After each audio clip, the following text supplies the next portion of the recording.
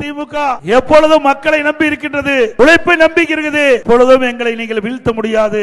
எவ்வளவு முயற்சி செய்தீர்கள், அனைத்து இந்திய அண்ணா திராவிட முன்னேற்ற கழகத்துக்கு எவ்வளவு இடையூறு கொடுத்தீர்கள். பொன்மனச்செம்மல் புரட்சி தலைவர் எம்ஜிஆர் இந்த இயக்கத்தை தோற்றுவிக்கும் போது சட்டமன்றத்தில் பேசிக் கொண்டிருந்த பொழுது அந்த மைக்கை துண்டித்தீர்கள், அவர் மீது செருப்பை விசிறி எறிந்தீர்கள். அப்பொழுது பொன்மனச்செம்மல் புரட்சி தலைவர் எம்ஜிஆர் சட்டமன்றத்திலே குரல் கொடுத்தார். மீண்டும் இந்த எம் ஜி ராமச்சந்திரன் மக்கள் ஆதரவோடு முதலமைச்சராக நுழைவேன் என்று சபதமேற்றார். அந்த சபதத்தின்படி சட்டமன்றத்திலே பெரும்பான்மை இடங்களிலே வெற்றி பெற்று சட்டமன்றத்திலே முதலமைச்சராக, அதே போல இதயம் புரட்சி தலைவி அம்மா அவர்கள் பிரதான எதிர்க்கட்சி தலைவராக இருந்த பொழுது நானும் தேவல் சின்னத்திலே வெற்றி பெற்று எதிர்க்கட்சி தலைவராக இருக்கும் போது அவரோட பணியாற்றக்கூடிய சூழ்நிலை எம்எல்ஏவா இருந்தேன். அப்பொழுது சட்டமன்றத்திலே திமுக கட்சி சேர்ந்தவர்கள் அமைச்சர்கள் சட்டமன்ற உறுப்பினர்கள் அம்மாவை கடுமையாக தாக்கினார்கள். அவர் தலைமுடியை பிடித்து சேலையை பிடித்து இழுத்தார்கள்.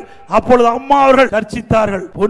பொன்மனச்செம்மல் புரட்சி தலைவர் எப்படி சட்டமன்றத்திலே சபதம் எடுத்தாரோ அதே போல புரட்சி தலைவி அம்மா அவர்கள் என்னை தாக்கிய இந்த சட்டமன்றத்திலே மக்கள் ஆதரவோடு வெற்றி பெற்று பெரும்பான்மை இடங்களில் நான் வெற்றி பெற்று மீண்டும் தமிழகத்துடைய முதலமைச்சராக சட்டமன்றத்திலே நுழைவேன் என்று சொன்னார். அதே போல மக்களுடைய ஆதரவை பெற்று தமிழகத்துடைய முதலமைச்சராக நுழைந்த தலைவி புரட்சி தலைவி அம்மா. ஆக ஒரு கட்சியுடைய தலைவர்கள் கட்சி ஆரம்பிக்கின்ற பொழுது எவ்வளவு இன்னலுக்கும் இடர்பாட்டுகளுக்கும் இந்த திமுக விளைவித்தது என்பதை நாம் எண்ணி பார்க்க வேண்டும். இப்பொழுது மட்டுமில்ல, பொன்மனச்செம்மல் புரட்சி தலைவர் எம்ஜிஆருக்கும் இடையூறு செய்தார்கள். இதை புரட்சி தலைவி அம்மா அவர்கள் புரட்சி தலைவி மறைவுக்கு பிறகு இந்த கட்சிக்கு தலைமை தாங்கி நடத்துகிற பொழுது இடையூறு செய்தார்கள்.